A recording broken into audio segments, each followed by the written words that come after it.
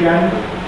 El doctor Arturo Sánchez es un científico renombrado a nivel mundial y él, desde como pico que es, ha escogido Costa Rica y ha escogido aquí Santa Rosa de ACG para implementar una serie de proyectos de última tecnología que nos están permitiendo entender más la dinámica del bosque seco. Y Arturo trabaja en la Universidad de Alberta, Canadá.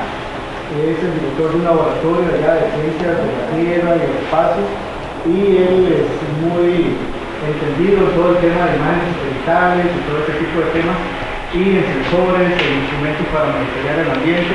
Y Arturo ha instalado acá en Santa Rosa lo que se llama hoy día un super site o un super sitio de monitoreo ambiental. Y yo con Arturo siempre he dicho, Arturo, excelentísimo la información que estamos recabando, excelentísimo todo ese montón de números y datos, pero tenemos que buscar la forma de que esa información pueda ser digerida por todos nosotros y entendida, en el contexto de ver cómo podemos hacer mejor nuestra gestión. Entonces Arturo tuvo la oportunidad de venir a Costa Rica en estos días a unas reuniones del Banco Central, porque está también metido en temas de cómo asegurar que el ambiente sea valorado en términos de políticas económicas, debe estar ayudando en este proceso, cómo valorar los bosques, cómo valorar el carbono que tienen los bosques, esas cosas. Entonces él vino a unas reuniones con el Banco Central y también había coordinado con María Luisa la opción de dar esta charla el día de hoy. Así que se vino a San José para dar la charla y después de la charla regresa a San José. Entonces aprovechemos esta oportunidad de oro de tener a Arturo acá, porque él se mueve mucho afuera en escenarios mundiales y ahora lo tenemos acá con nosotros. Pues doble bienvenida, Arturo, estamos en sus manos. Pase adelante. Muchas gracias. Bueno, muy gracias a todos y a Roger por la oportunidad que me da de poder dar una charla del trabajo que estamos haciendo aquí. Algo muy interesante. Nosotros tenemos casi 20 años de trabajar aquí en Santa Rosa y en Costa Rica. Y esta es la primera vez que les doy una charla al personal del parque. Qué vergüenza.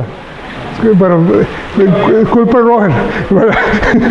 Entonces, pero una de las cosas que más es interesante es que quiero explicarles un poquito más acerca del tipo de trabajo que nosotros desarrollamos aquí con mis estudiantes, los ticos y los canadienses y los chinos, y todo. Es un trabajo de equipo muy grande.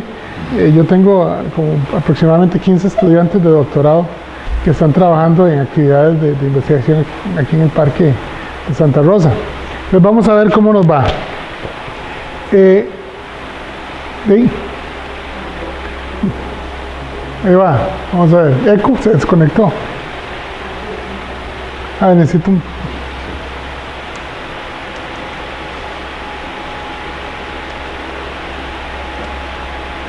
Ok, bueno, yo me imaginé que le iban a mandar por Facebook, entonces la puse en inglés para que la gente también que está viéndonos por Facebook también nos puedan agarrar un poquito del trabajo que estamos haciendo.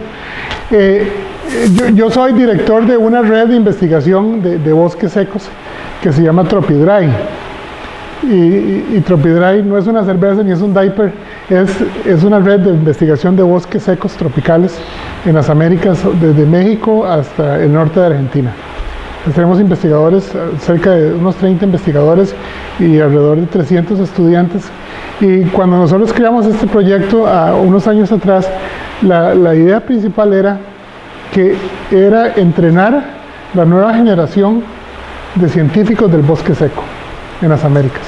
Entonces tenemos estudiantes en Bolivia, en Perú, en Brasil, en Colombia, en Panamá, en Costa Rica, en México, que trabajan en bosques secos y que están entrenándose en el último estado del conocimiento. Entonces, la primera pregunta es, ¿qué es lo que nosotros conocemos de los bosques secos tropicales? El bosque, uno llega aquí a Santa Rosa y nunca lo ha visto, y uno llega en junio, julio y es esplendor, ¿verdad? Y uno le dice, esto es un bosque seco, y dicen, no me vacile, ¿verdad? Y en realidad son bosques deciduos, que esa es una definición que nosotros publicamos en el año 2005, el grupo de investigación mío, en donde si ustedes ven a todos los árboles que hay en el bosque, entre un 50 y un 100% de los árboles botan las hojas durante la estación seca. Ahora, ¿qué es lo que controla que las hojas los árboles boten las hojas. Hay dos opciones. La primera es, si los bosques están cerca de los océanos como este, es el contenido de humedad en el suelo. Entonces, en el momento en que se pone seco, los árboles están genéticamente desarrollados para botar todas las hojas. Y comienza a llover y los árboles sienten la lluvia y tiran las hojas, se visten. Entonces, cuando uno ve esas especies que están ahí, entre el 50 al 100% de las especies son deciduas. Los bosques de México tienen más especies deciduas que los bosques de Costa Rica. Y los bosques de Brasil, casi el 100% de los bosques secos de Brasil son deciduos. Aquí en Santa Rosa, al 80, 75% por ahí anda la procesión. Después tiene que haber un contenido de humedad que tiene que estar entre los 900 y los 2000 milímetros. Si es mayor de 2000 milímetros de precipitación al año, entonces ya es otro tipo de bosque. Es como los bosques del sur de la península de Nicoya. Y la temperatura tiene que estar en promedio de 25 grados centígrados. Otra cosa es que, y esto es muy importante, que no tiene que haber lluvia de 6 a más meses. Tiene que estar totalmente seco. Entonces, esas son las definiciones que nosotros tenemos para el bosque seco. Ahora, uno puede pensar, y como que dentro de la geografía del país, uno dice, bueno, y los bosques secos son cualquier cochinadilla, ahí en Bagaces y en Santa Rosa, y por ahí anda la cosa. No, el 47% de todos los bosques tropicales en el mundo son bosques secos. 47%. Hay muchísimo bosque seco en la India, en Tailandia, en Australia, también hay mucho bosque seco en México, en la península de Yucatán, la costa pacífica de México, todo lo que es Puerto Vallarta, Manzanillo, toda esa región es de bosque seco. En Perú, bueno, muy fragmentado, etc.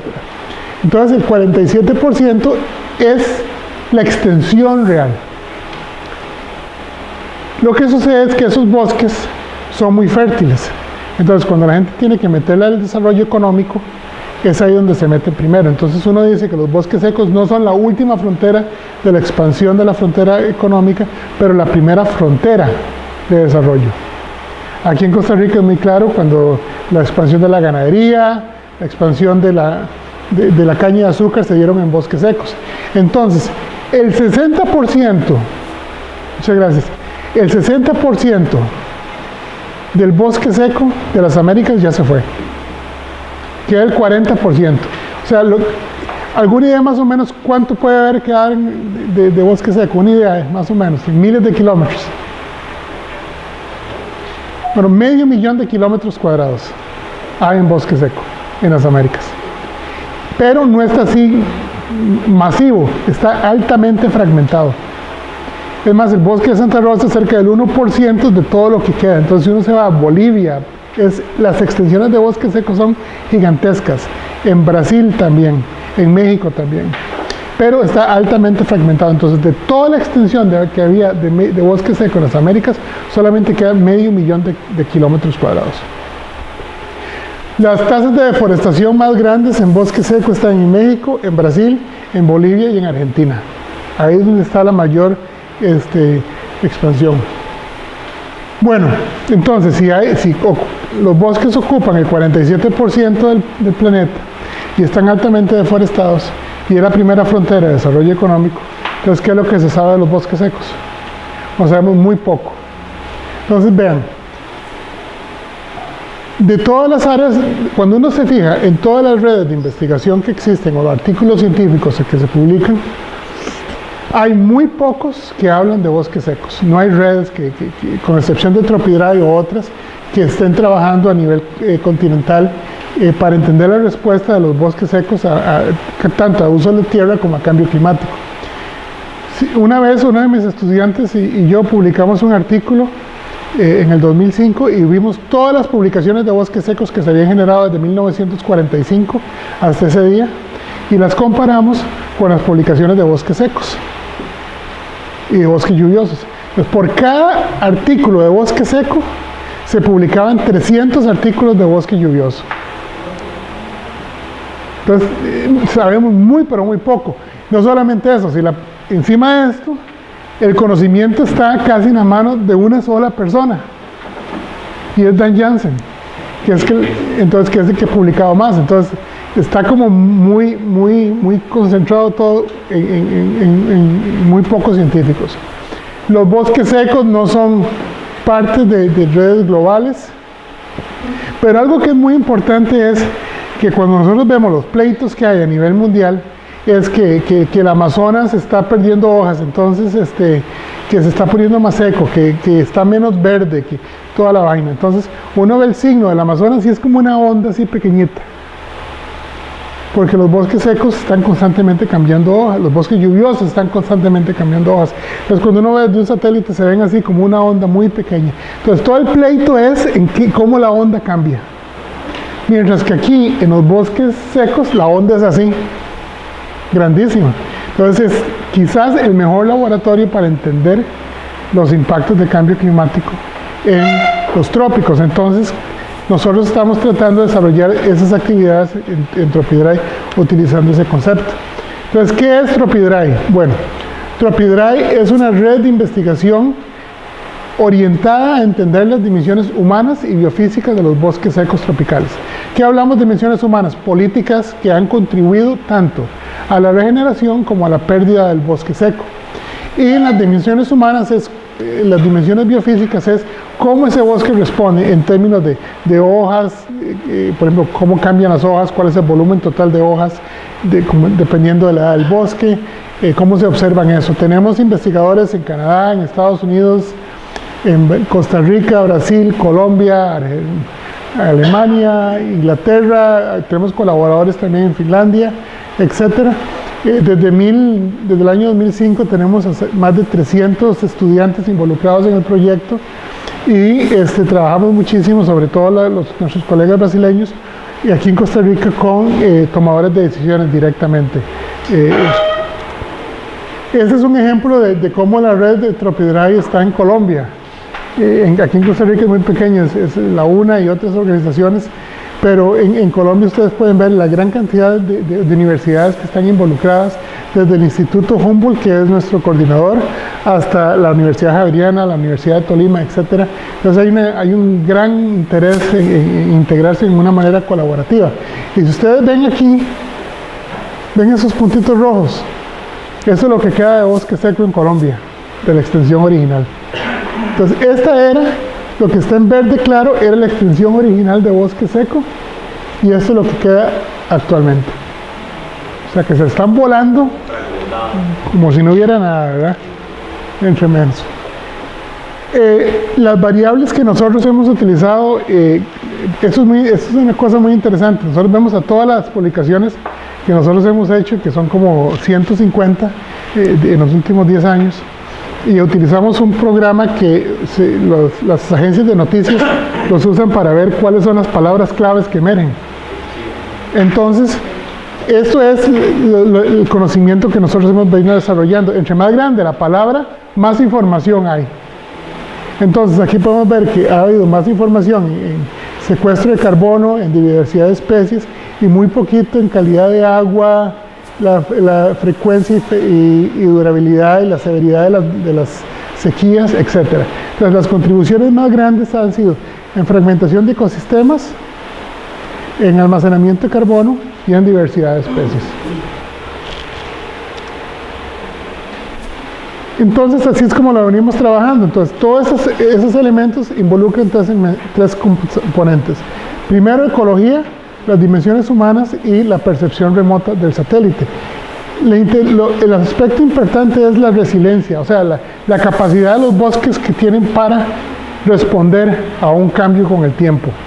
Si hay cambio climático o si hay recuperación forestal, cómo esos bosques están respondiendo y cómo podemos utilizar esa información para ayudar a políticas de servicios ecosistémicos a lo largo de las Américas. Entonces vean, hablamos de que esta es otra manera de ver toda la productividad científica que ha venido. Entonces son redes en 3 dimensiones, aquí se las pongo en 2, pero entonces ustedes pueden ver que las grandes contribuciones son 4: biodiversidad, carbono, suelos y agua. Entre más grande la bola, más conocimiento hay. Y estas son bolitas pequeñitas, son las conexiones que se generan. Entonces, entre más gorda es la línea, más conexión e investigación hay. Entonces, biodiversidad se conecta muy bien con inventarios de forestales, que a la vez se conectan con carbono. Entonces, aquí lo que tenemos entonces es el mapeo de todo el conocimiento de bosques secos que existen en este momento en las Américas. Entonces, solamente 3 cosas: biodiversidad, carbono, suelos y agua. Muy poco en la parte por ejemplo, aquí hidrología, con modelaje, la relación que existe entre agua y tipo de madera, etc. Y aquí este es un elemento muy importante. Esto es donde nosotros estamos metidos, porque no puede estar uno metido en todo. Entonces, esto es lo que se llama un estudio de redes de torres de covarianza de carbono. Y ahora les voy a explicar cómo es que funciona la cosa. Yo les hablé anteriormente de que había mucha discusión científica acerca de la fenología en bosques secos. Y cómo, por ejemplo,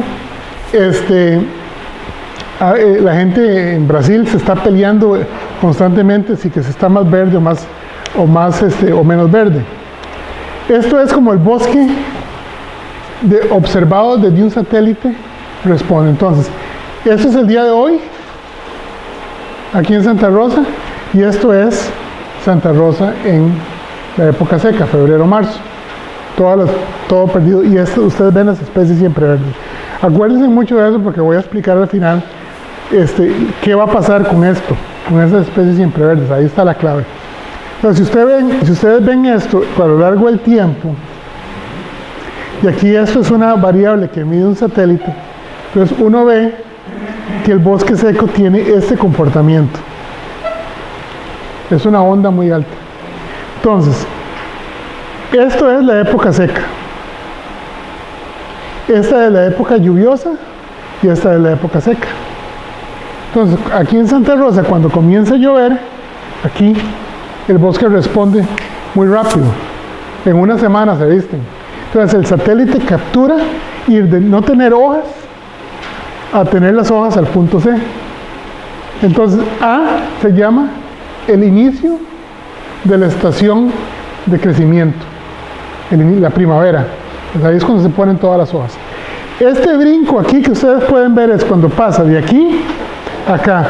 Dura generalmente 9 días aquí en Santa Rosa para vestirse totalmente. En los últimos 20 años de observaciones de satélite, en promedio, eso es lo que estamos viendo, que el bosque de Santa Rosa se viste en 9 años. Y el tiempo que hay del punto C al punto D es lo que se llama la duración de la estación de crecimiento, esto que estamos aquí en verde. Y de un momento a otro deja de llover y se meten los vientos alisios por ahí en noviembre, se seca el suelo y comienza a botar las hojas. Entonces, este es un proceso más largo, aproximadamente de unos 30 a 35 días que se da.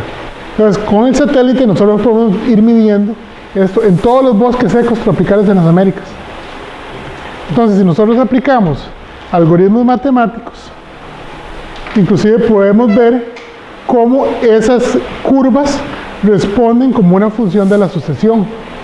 Entonces, con una sucesión temprana, una sucesión intermedia o una sucesión tardía. Las curvas son diferentes. La duración de las estaciones de crecimiento son diferentes. El tiempo que duran en vestirse también es diferente. El tiempo que duran en botar las hojas es diferente. Y nosotros podemos aplicar eso a todas las Américas, ese concepto. Y esto es, como se puede ver, la extensión de los bosques secos en las Américas y cómo están respondiendo esos bosques cuando los vemos desde un satélite. Entonces, algo que es muy importante, si yo me vengo aquí a esta curva y le saco el área bajo esta curva, eso es lo que se llama la productividad del bosque. ¿Cuánto creció y cuántas hojas puso? Entonces, yo puedo ahí más o menos aproximar, la verdad, como un triángulo aquí, otro triángulo aquí y un cuadrado, entonces puedo sacar, esa área yo la saco todos los años. Entonces para cada año yo puedo graficar el año y el área bajo la curva. Entonces, si es para abajo, significa que el bosque está perdiendo productividad. Si es para arriba, es que está incrementándose la productividad del bosque, y si está así, es que está en tablas. O sea, está sentado ahí viendo a ver, ¿me meto o no me meto? ¿Y de qué lado me meto? Entonces nosotros podemos hacer eso para cada píxel en las Américas, donde hay un bosque seco. Entonces cada uno de estos representa la extensión de los bosques, entonces podemos tener cuestiones así. Rojo significa que hay una tendencia estadística a que la productividad se está cayendo. O sea que ahí ya se están dando efectos de desertificación. Entonces, la parte negra representa que ahí no hay nada, o sea, estamos o no estamos, está muy estable. La parte verde significa que hay productividad, incrementa una productividad. ¿Qué significa que es negativo? Que la estación seca se está incrementando. ¿Qué significa que es positiva? Que la estación seca se está decreciendo. Entonces es menos invierno, o menos, lo que llaman los brasileños invierno, aquí es menos verano. Entonces si hay menos verano, el bosque crece más. Y hay resultados productivos, o sea, estadísticamente no sabemos si sí o si no. Entonces podemos ver aquí, por ejemplo, en el Chaco de Bolivia y el norte de Argentina, se está incrementando la productividad. En Brasil hay un desmadre, ¿verdad? Ahí se está cayendo, y también está como un resultado un poco complicado.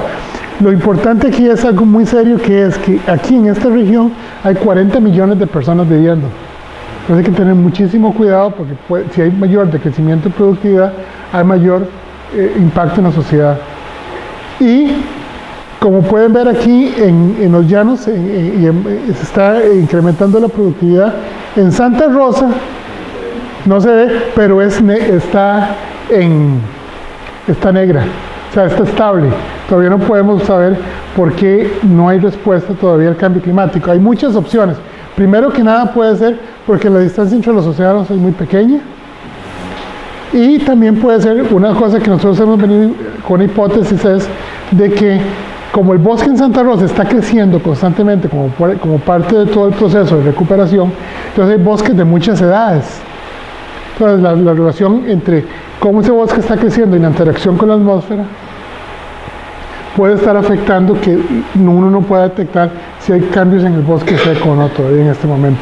Entonces aquí toda esta región en Centroamérica nosotros no podemos decir absolutamente nada. Y en México lo que tenemos es, en el Yucatán se está incrementando la productividad, y aquí en esta región de México hay aspectos negativos.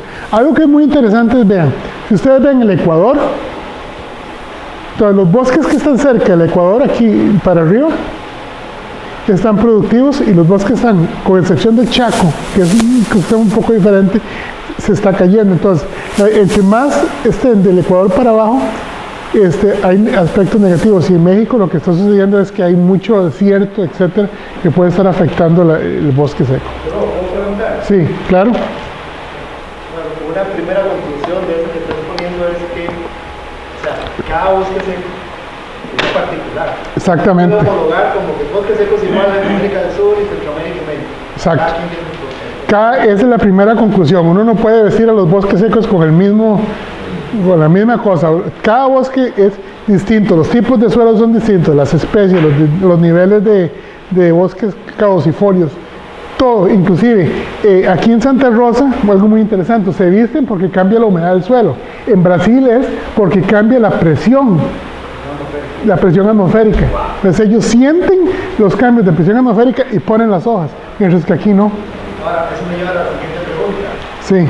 ¿El bosque lluvioso como tal experimenta un comportamiento parecido o es algo más homogéneo?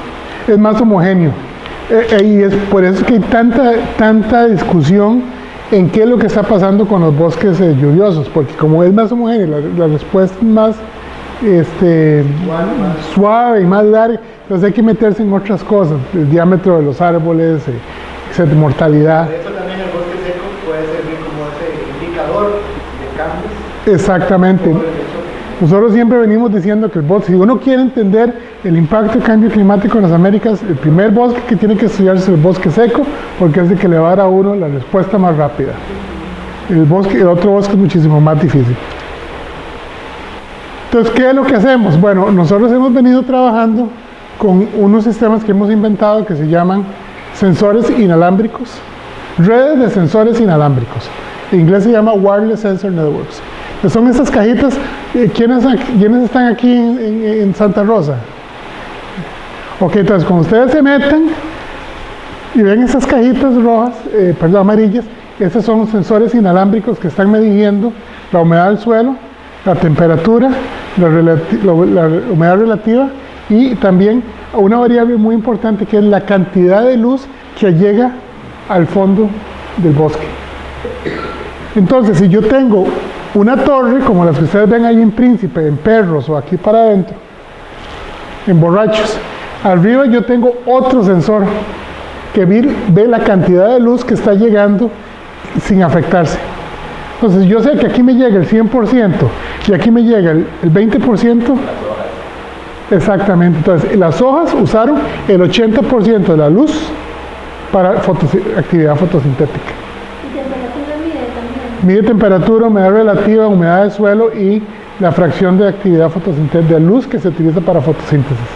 Entonces, tenemos todos estos distribuidos por todo el parque midiendo en distintos estados de sucesión para ver cómo están cambiando, y eso se relaciona con otro sistema que les voy a enseñar ahora aquí arriba, que es, aquí están los volcanes, ¿lo ven? Entonces, eso es un sistema de medición de flujos turbulentos. Entonces, aquí entre el bosque y la atmósfera hay una capa muy grande que puede ser 100 metros. Entonces, cuando el bosque respira y suelta el carbono, se hacen unas bolas, como unos remolinos.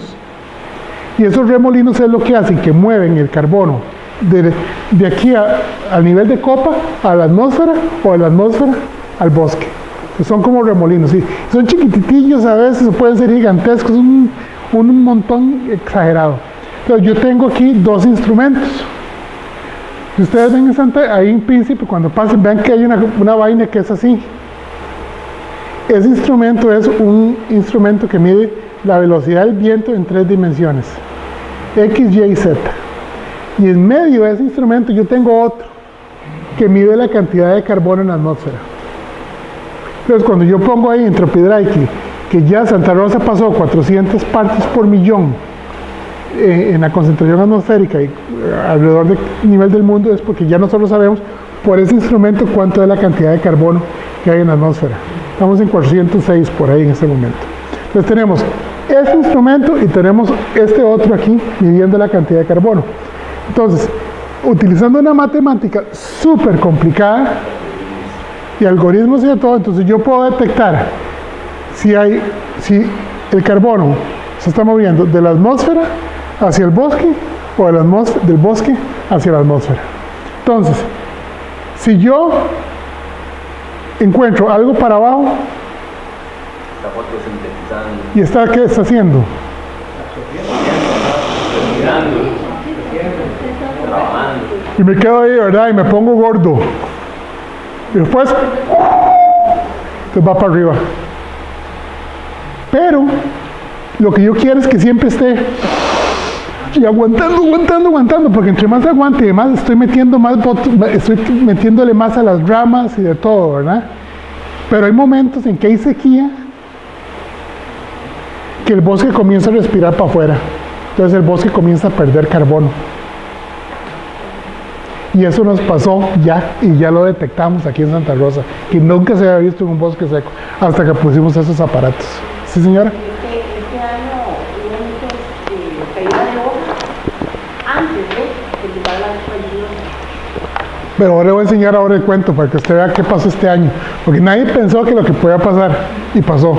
Pero ahora les enseño. Entonces, todo esto, los que saben, cuiden mucho de eso, porque eso es lo que nos está ayudando a entender cómo el bosque de Santa Rosa está creciendo. Eso es lo que estamos midiendo todos los días. Entonces ahora estamos trabajando con el embajador de Costa Rica en Canadá para saber si podemos poner como 4 o 5 más de estas torres en distintos parques nacionales. Porque cuando se habla de carbono neutral y se está hablando de que vamos a hacer carbono neutral para el año 2020, todo, sin esto uno no sabe absolutamente nada. Eso es simplemente inventando ahí números. Esto es lo que le dice a uno exactamente cuánto es la cantidad de toneladas de carbono por hectárea que el bosque está metiendo en este momento. Y ahí sí no hay paquete, ahí está todo exactamente. ¿Hay alguna forma gráfica de ver esta información? Exactamente, sí. Sí, entonces porque uno lo que hace es que esto y los sensores que tenemos arriba se vinculan con satélites. Entonces yo puedo ver cuál es la relación que existe entre el verde del bosque y la productividad de la respiración. Entonces yo puedo hacer mapas, que eso es lo que estamos trabajando en esto, mapas para visualización de cuál es, porque el carbono no es constante. Entonces pueden saber cuáles son las que cuáles son las zonas aquí en Santa Rosa que están absorbiendo más carbono y cuáles son las que están. Entonces hay que ver tipos de suelo, qué es lo que está sucediendo ahí. O sea, no es uniforme. Entonces, ¿qué es lo que sucede? Yo tengo esas cajitas por todo lado. Entonces, las cajitas azules son las que están midiendo temperatura, humedad relativa, actividad fotosintética. Entonces, ellas no están ahí. O sea, hay unas en que no, por la tecnología, por el acceso, es muy difícil llegar. Imagínense que yo tengo que mandar a alguien ahí todo el tiempo a medir. Entonces, estas son lo que se llaman nodos. Y las cajitas amarillas es lo que se llaman colectores. Entonces yo puedo conectar las cajitas azules con las cajitas amarillas en forma inalámbrica, y las cajitas amarillas me llevan toda la información hasta aquí, y de aquí se van a un satélite o por celular del ICE y me lleguen a la universidad, y yo puedo ver todo en tiempo real. Y ahí yo tengo unos algoritmos que trabajamos con IBM y con Watson que nos dan la predicción de qué es lo que va a suceder. Nosotros podemos observar con lo que conocimos en el pasado, podemos predecir cuál es el estado del bosque seco. Entonces yo le puedo mandar un correo a Robert: Robert, pónganse vivos porque parece que la estación seca va a entrar antes, porque ya se comienza a detectar que los árboles están botando las hojas, como usted decía. Entonces, si nosotros tenemos eso, ya ellos se comienzan a conectar y llegan aquí, y entonces ya yo puedo observar toda la variabilidad del ecosistema. Entonces esto es de enero, de julio, esto es en Australia, pero uno puede ver automáticamente todo esto a nivel diario, cómo el bosque respira, y esto es a nivel estacional, y cada una de las cajitas cómo ha estado respondiendo. Entonces si se queda una caja, yo agarro un teléfono y llamo a un estudiante o a la persona que nos ayude: váyase a tal caja que se cayó porque hay que cambiar las baterías o tal y tal cosa. Entonces ya uno tiene toda esa información a mano. ¿Sí? En los del día, que son como ondas, los picos más altos corresponden al mediodía. No necesariamente, muchas veces depende sí del mediodía, pero no es exactamente a las 12 del día, es como a la 1 de la tarde. Sí, pero no, sería como con las temperaturas. Sí, temperatura, sí, temperatura al máximo. Ahora, esto ustedes lo ven aquí sintetizado, pero lo que nosotros medimos nosotros podemos medir esto cada 2 segundos, o lo podemos medir, pues tenemos medidas, las cajitas pueden tener 2 medidas por segundo a 2 Hz, y los eddies o esas cosas que se forman en la atmósfera los medimos a 10 medidas por segundo, 10 Hz. Entonces podemos irnos hasta 20 Hz, pero se nos pone demasiada información, entonces hay que tener muchísimo cuidado. Entonces ustedes pueden ver ¿por qué las escogemos? Bueno, primero que nada porque nos permite tener medidas a un nivel espacial y temporal muy variado. Las podemos cambiar cuando queremos, nos permite tener medidas incrementar los aspectos espaciales en ambientes heterogéneos, como hablaba Roger. Podemos cambiar la frecuencia. Por ejemplo, algunas de esas cajitas tienen pedacitos de inteligencia artificial. Entonces, una dice: bueno, vea, yo estoy durmiendo y levánteme nada más si hay algo raro. Entonces, si yo estoy aquí y Robert está durmiendo, yo soy el jefe, entonces le digo: Robert, váyase a dormir. Si algo pasa, yo lo despierto para que usted me mida. Entonces yo estoy midiendo y estoy comparando con todas las medidas del año anterior constantemente. Y de un momento a otro pasa un rayo de luz. Entonces digo, Roger, póngase vivo. Y se levanta y mide el rayo de luz y después se va a acostar. Entonces yo capturo el rayo de luz. Hay otras opciones para los que trabajan con fuegos, que tenemos unas cajas que tienen un detector de rayos. Entonces si pega un rayo y tiene un sensor de CO2 y de CO, entonces en el momento que el sensor siente que hay un rayo, se activa un sensor de oler. Entonces está oliendo, detectando la cantidad de CO2. Y si la cantidad de CO2 se comienza a incrementar y la temperatura comienza a incrementar, entonces ¿qué es lo que hay? Hay un fuego, hay incendio. Entonces inmediatamente manda una señal a un centro de control en Australia y ellos mandan un avión a ver qué es la cuestión. ¿Sí? Una consulta con respecto a los sensores. Sí. Los primeros, digamos, ¿qué criterios utilizaron para ubicarlos ahí? Tienen que estar en el área de influencia de las torres. Porque lo que nosotros estamos tratando de entender, ¿perdón? Es un control la torre. Es un control para la torre, porque estamos tratando de entender toda la respiración del proceso del área de influencia de las torres. Pero las cajas se pueden poner en cualquier otro lado. Es que son cosas que no hemos hablado mucho con el parque porque la tecnología es muy nueva. Pero por ejemplo, en Australia, donde tenemos estas cajitas, están alrededor de la capital, de Canberra. Entonces, porque ellos lo utilizan como parte de un escudo para determinar la presencia de fuegos que vienen a atacar la capital. Es que al principio yo suponía que podrían ser, no sé, proximidad de una quebrada o en un espacio más abierto, que no hubiera tantos especies semideciduos, digamos. Sí. No, se pueden poner, o sea, nosotros constantemente venimos metiendo más y más y más. Ahora tenemos como 50 cajitas aquí en el parque metidas. Y se pueden seguir metiendo y hay que ver dónde es que ustedes quieren que se metan y por qué. ¿Verdad? Y también darles un entrenamiento para que también vayan a recogerlas, porque muchas veces si la cajita está sola, se vuelve como un data logger, no se vuelve como una red. La gran ventaja es el componente de red, pero comparado con lo que cuesta un data logger, eso tiene un costo muy barato. Entonces, vean, eso es lo que nosotros entonces hacemos en la universidad, es el trabajo.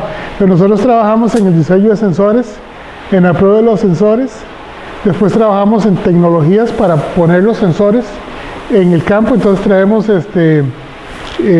láseres que los ponemos y medimos toda la estructura del bosque como a 1 milímetro de resolución y modelamos cómo la luz va a pasar, entonces detectamos dónde es que se puede poner la cajita. Pues a veces uno ve a los estudiantes míos por aquí con aparatejos y de todo corriendo, es que ellos están modelando el bosque en 3 dimensiones para poder ver dónde se pueden poner las cajas de manera más adecuada. Entonces trabajamos también cómo los sensores se comunican entre ellos, en cómo se analizan los datos y después algo que es muy importante en universidades norteamericanas, que es la comercialización de esta tecnología. Entonces tenemos una compañía que las vende. Entonces tenemos clientes en Australia, en Singapur, en Alemania, en Inglaterra, que utilizan toda esa tecnología que hemos venido desarrollando. Es un concepto diferente de cómo se maneja la investigación aplicada en universidades. ¿Sí, señor? ¿La velocidad del viento influye en la reducción de la grabación de CO2? Sí, efectivamente. Entonces, todo lo que hay una variable que se llama U star, U asterisco, que es una función de la velocidad del viento. Entonces, entre más viento haya, más rápido tenga, más área está midiendo uno. Entonces, si no hay viento, no se mide nada. Entonces, lo que ocupamos es la velocidad del viento para que eso nos dé una idea de cómo se está moviendo la turbulencia. Entre más turbulencia, mejor. Y entre más viento, más. Entonces, cada torre mide a cerca de 3.5 kilómetros de carbono de área. Pues uno mide ahí en la dirección del viento 3.5 y en noviembre y diciembre, cuando se vienen los alisios, para nosotros es el tiempo mejor porque podemos medir muchísimo más, ¿verdad? Cuando se cae el viento es muy difícil, muy difícil. Entonces, ¿qué es lo que hay en las cajitas? Bueno, esta es la tercera versión. Ahora tenemos una que tiene 6 sensores. Cada uno de estos representa un lugar donde podemos meter el conector especial que es diseñado para para evitar salinidad y humedad. Y ese sensor que ustedes ven aquí es para medir humedad del suelo. Ese sensor aquí mide temperatura y humedad relativa. Y ese sensor es el que mide la actividad fotosintética. Entonces uno los conecta y van para allá. Ahora viene un sensor nuevo que vamos a meter, que son mini anemómetros, que miden la distribución del suelo dentro del bosque en 3 dimensiones, para ver cómo se está moviendo la temperatura. Y la cosa está en que otro aspecto que nosotros vemos es cómo se instalan. Entonces se pueden estar instalados en una línea recta o en un aspecto concéntrico con una torre o en una grilla. Entonces, si ustedes tienen una torre de carbono aquí y el viento viene en esta dirección, esa es la pregunta tuya que quería, ¿por qué se ponen así? Entonces aquí está la torre, el viento viene para acá, entonces las cajitas se ponen en una arquitectura de hexágono para poder cubrir la mayor cantidad de área. Entonces, realmente cubrimos acerca del 80% del área de influencia que se está midiendo en una torre. Aquí estamos, son todas las cajitas, el proceso de instalación, y estos son los sistemas. Entonces tenemos la torre, que se llama torre de fenología óptica de medición de carbono, y lo que se llama el nodo de inalámbrico. Entonces eso está en Príncipe, está en Perros y está aquí en Borrachos, que es donde están todas las 4 torres que tenemos instaladas en Santa Rosa. Y eso es más o menos donde tenemos la tecnología en este momento instalada en las Américas, desde México hasta el norte de Argentina. Pero lo más importante para nosotros es este parque aquí, en Mataseca, que es bosque seco, pero es totalmente opuesto al de Costa Rica. Entonces es una comparación excelente, porque nosotros aquí tenemos 80% de deciduos, ellos tienen 100% de deciduos. Entonces, cuando nosotros hablamos de cómo el bosque seco de Costa Rica se va a comportar con cambio climático, yo me fijo en este bosque, porque lo que va a suceder es que va a haber una reducción del número de especies que son con hojas. Entonces va a haber más deciduos, más especies de deciduos, y entonces uno ve cómo se comportan aquí. Entonces ya hay ejemplos de cómo podría estar comparándose ese bosque. Entonces, volviendo a la pregunta que la señora me estaba haciendo, ese es el único gráfico que yo quería explicarles un poquito de cómo se comporta Santa Rosa. Eso es medido desde las torres, ¿verdad? Entonces aquí está enero, que no había en hojas, usted ve aquí, comienza a llover, va para arriba, como en 9 días, y viene para acá. ¿Qué es esto? El veranillo. Entonces cuando comienza el veranillo, se detecta, se pone más seco el suelo y hay una pérdida de hojas que uno no lo observa, pero sí se puede observar, y entonces comienza a llover, pero no se recupera porque no llueve lo suficiente, entonces no llega hasta arriba, entonces vuelve a subir y ahí se mantiene, y un momento a otro dice, la puchica, dejó de llover, entonces comienza a botar las hojas. Entonces ustedes ven que aquí está más parado y aquí está un poquito más con tendencia. Los otros años sí se recuperó, ¿verdad? Bueno, sí, pero es que este año llovió más, pero el veranillo fue más intenso. Entonces aquí llovió, se mantuvo y se vino el veranillo, se cayó, pero llovió más y volvió a subir, ¿verdad? ¿Sí? Me acuerdo perfectamente en 1998 con Mitch. Hubo tanta agua que no hubo pérdida de hojas por saturación de agua en el suelo. Entonces, ¿eso cómo quedaría reflejado ahí?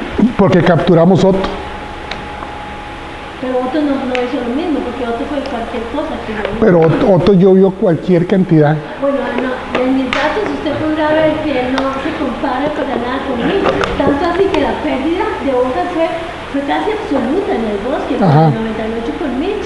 Entonces, por eso me llama la atención cómo quedaría reflejado. Bueno, hay dos opciones. Si ustedes ven aquí, esta es la 2013, 2014, 2015.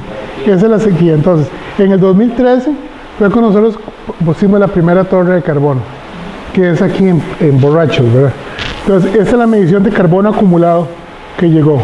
Entonces, el bosque en Santa Rosa puso carbono por ¿cuánto? Por 200 60 días. Absorbió carbono. Después, en un año, eso es todo lo que es acumulado. Ahí están los colores de los años. Sí, entonces el rojo es el primero. Entonces, el ojo es un año normal. Entonces sería como aquí, este año. ¿Ok? Después comenzó el niño a hacer estragos y en el 2015, ¿verdad? No, 2014. Sí. Entonces aquí está en azul, acumulado. Entonces ya se ve que el bosque comienza a responder, pero lo que vemos es que sintió el efecto del niño, entonces digo, bueno, voy a crecer un poquito más. Entonces la estación de crecimiento casi el año entero estuvo absorbiendo carbono. Y después se vino el niño en el 2015. Pero vea qué interesante. Comenzó a subir como un año normal. Y ya no pudo más. Entonces se puso así. Y eso es respiración, que estaba tirando carbono. El bosque de Santa Rosa perdió carbono. Eso es lo que usted dice que puede haber pasado con el Michi. Pues sí, o sea, como que le cuento los pulmones. Incluso lo que dice María Marta todavía no se ha medido aquí a nivel de todo el mundo. Esa condición del Michi fue muy especial, nosotros tuvimos como 600 milímetros de lluvia en una semana. Es otra historia, sí. Inundó el bosque y hubo una pérdida de hojas, más bien por efecto contrario. Sí. Hubo lluvia. Pero lo que puede haber sucedido es que si hubo inundación del bosque, hubo mucha decomposición. Entonces lo que se puede haber sido, entonces emitió muchísimo carbono y hubiera sido interesante tener unas cámaras como las que tenemos aquí de medición de flujos de suelos para ver cuál fue el brinco, ¿verdad? Pero puede haber sido ahí más, o sea, lo que puede haberse dado fue esto, ¿verdad?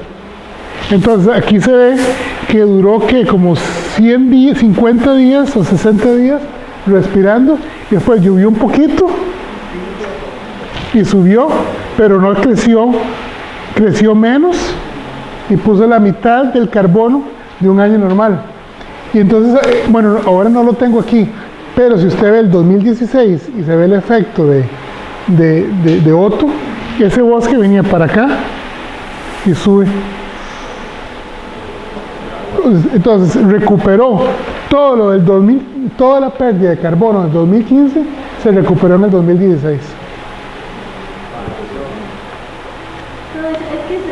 Es un bosque muy así se recupera. Es muy interesante, pero es claro que hay una sustitución de especies, porque una mortalidad, nosotros no lo medimos, pero uno está viendo la mortalidad de árboles grandes y de algunas especies que son muy impactadas. Sí. Pero uno ve que hay una gran recuperación de otros.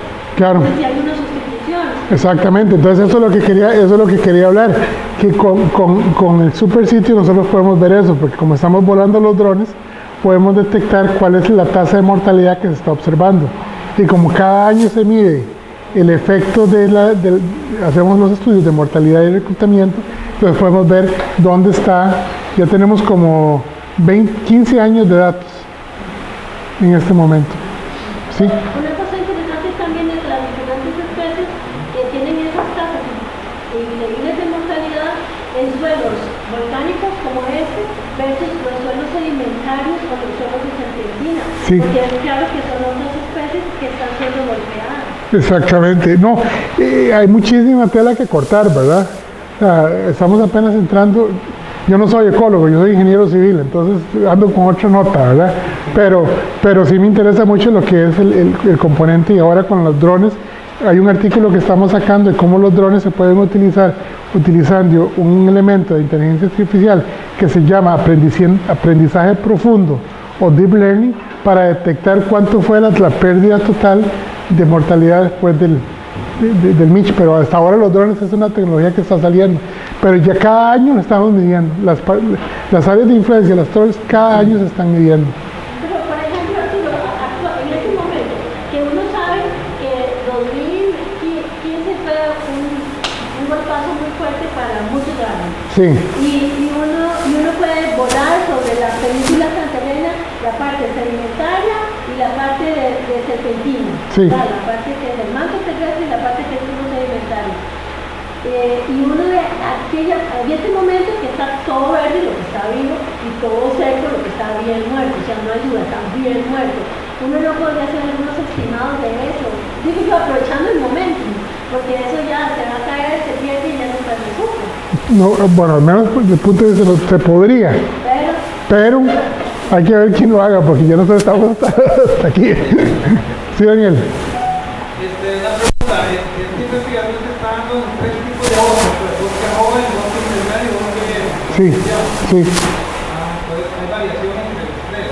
sí, exactamente. Y cuando estos sensores hacen las mediciones, están midiendo cobertura vegetal. Exactamente. Tasas de crecimiento. Se pueden inferir porque también tenemos sistemas que tenemos los dendrómetros inalámbricos que están dando la información. Y las especies siempre verdes no tienen afectación en No, para nada. El efecto más importante es el de los bejucos. El crecimiento de bejucos. Entonces tenemos también medidores de sonido, que estamos viendo a ver cómo el bejuco afecta la biodiversidad dentro del bosque con la biodiversidad sonora. ¿Cuál es la historia de los bejucos? Hay bejucos que son trepadores, que hacen Bueno, toda la carrera académica mía ha sido en bejucos, ¿verdad? Así que si usted me pregunta cuál es la historia en bejucos, nunca terminamos. Es que hay documentales de que los bosques están, la proporción de lianas y bejucos es mayor ahora que antes. Exactamente, esa es la historia que se viene. Ahora, la clave aquí es cuál es el bosque que va a ser más afectado por bejucos. Entonces, si ustedes ven cuál es la distribución de bejucos como una función de la precipitación, es en los bosques secos. Entonces, hay más especies de bejucos y densidad de bejucos en bosques secos que en bosques lluviosos. Entonces, por ahí es donde estamos metiéndonos nosotros, y con todo esto del LiDAR y el sonido acústico y todo lo demás, para entender cuál es el efecto de los bejucos sobre el bosque seco. Y eso es lo que estamos monitoreando constantemente. Porque con el LiDAR nosotros podemos medir el bosque con 1 milímetro de resolución en 3 dimensiones. Yo puse una figura ahí en el Facebook de RapidRide, no sé si ustedes lo vieron o no, pero es el árbol que está aquí en Santa Rosa, que ese higuerón ahí lo medimos totalmente. ¿Me puedes conectar? Pues es un higuerón, es. Cenízaro. El cenízaro, sí. Sí, entonces ese lo hicimos nada más para mostrar lo que estamos haciendo, pero tenemos como 16 especies de árboles que hemos medido a 1 milímetro de resolución. Pero también un poquito para afinar el tema de las lianas y bejucos es que la tendencia podría ser entonces en bosques secos, las lianas y bejucos sean los más beneficiados por los cambios que se están dando. Exactamente. Va a haber mayor proporción.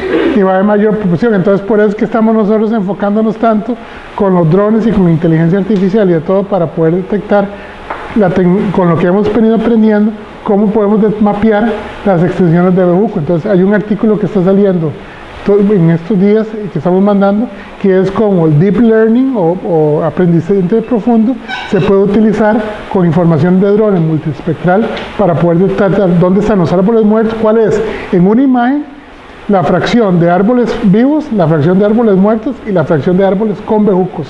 Entonces lo hacemos cada año y cada año se corre y después se puede ver, se puede cambiar, porque ir al campo y medir nunca termina uno, ¿verdad?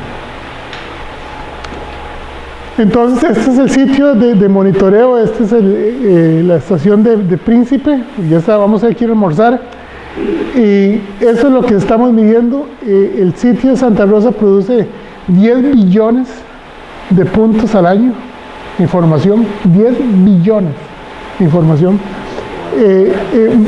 Me hice datos de flujo de agua y de CO2, tanto de la vegetación como del suelo. Tenemos observaciones hiperespectrales de la copa del árbol, que son sensores de muchísima resolución para ver cómo están reflectando la luz. Tenemos comunicación en satélite, tenemos el Drone Research, que es la investigación con los drones.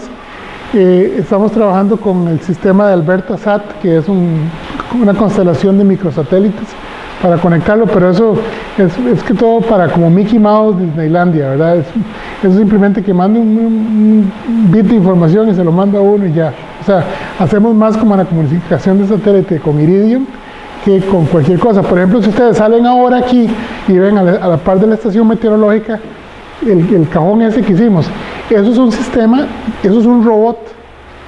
Se están preguntando qué montamos ahí. Eso es un robot que ve directamente al sol y mide cuál es la concentración de aerosoles en la columna de atmósfera. Y, por ejemplo, hoy no mide nada, porque para el momento que hay luz, el robot se despierta, se mide con el sol, mide la concentración y lo manda por satélite a la NASA. Entonces, eso es lo que la gente de la NASA utiliza para calibrar los satélites. Es una red internacional. Eso es porque los aerosoles perturban la imagen. Exactamente, sí. Entonces, si hay mucha humedad o si hay... Pero ese es el único sitio en bosque seco que ellos tienen en este momento. Entonces, si lo ven así caído, es que está durmiendo. En el momento que hay sol, se comienza, y si está soleado, lo comienza a seguir. Entonces uno lo ve moviéndose. Es un robot que se llama Siemens. Y entonces eso es lo que estamos hablando, de los sitios de calibración y validación de la NASA. Y algo siempre que yo le decía a Roger es que si hay un satélite nuevo, este bosque aquí en Santa Rosa se ha medido cada metro cuadrado con un tipo de satélite diferente, experimental, de la Agencia Espacial Europea, de la Agencia Espacial Japonesa, de la NASA, etc. Cada vez que hay algo, ellos se vienen aquí. ¿Por qué? Porque tenemos todo esto. Entonces, por eso es que a ellos les interesa tantísimo tener la información de Santa Rosa. Bueno, eso es más que todo para que vean ustedes cómo las redes inalámbricas nos dicen cómo está cambiando por los niveles de sucesión durante la época intermedia, temprano, intermedio y tardío. Eso es humedad relativa, temperatura aquí abajo, y después tenemos actividad fotosintética muy variable. El bosque en Santa Rosa es muy, pero muy variable. Y también esto es la luz. Entonces, cómo se comporta desde el 2007 hasta el día de hoy, no, el 2012, en 5 años. Entonces ustedes ven aquí que lo que está sucediendo es que el bosque está poniendo más oscuro durante la época lluviosa, y porque está creciendo más, está metiendo más árboles, nuevos árboles se meten, etc. Entonces ya podemos ver que en el 2012 llegaban como 600 microeinsteins o 600 moles de luz por metro cuadrado por segundo, y ahora están llegando a cerca de 200. Y es básicamente porque hay más bejucos y porque hay más árboles metiéndose, etc. Entonces ya podemos ver cómo el bosque de Santa Rosa se está cambiando con variables un poco más variadas. Este es algo muy interesante también. Esto es de Brasil, pero es un ejemplo. Si lo ven en rojo, entonces es la época seca. Llueve, va para arriba, se mantiene, pero de un momento a otro aquí pasaron dos cosas. Un evento, una tormenta que fue como un tornado que pasó y tiró palos y de todo, y ni siquiera se afectó ni un solo de los sensores, pero los sensores detectaron la caída de productividad. Y aquí esto otro, yo me decía, ¿qué es eso tan raro? Y me dice un colega brasileño, es que ahí es cuando comienza la estación de herbivoría. Entonces, los bichillos llegan y hacen un montón de huecos en las hojas, porque entonces hay más luz que llega al bosque. Entonces el sensor, porque tiene mucha sensibilidad, detecta. Entonces cuando están los bichos atacando, y si yo hubiera seguido el año entero, veo cuál es toda la productividad que se perdió en ese año entrante. Entonces, ¿cuál es el futuro? Vean, lo que va a pasar es, puede ser que se ponga más seco, o aquí en Santa Rosa todavía no sabemos, los modelos están no se sabe, puede ser que se ponga más seco o se ponga más lluvioso, todavía no sabemos. En el caso que se pusiera más seco, va a haber un proceso que es lo que llaman de certificación, pero no es de certificación que se tiene que ir ya a comprar un camello para poner un tour aquí en Santa Rosa, ¿verdad? Entonces no, es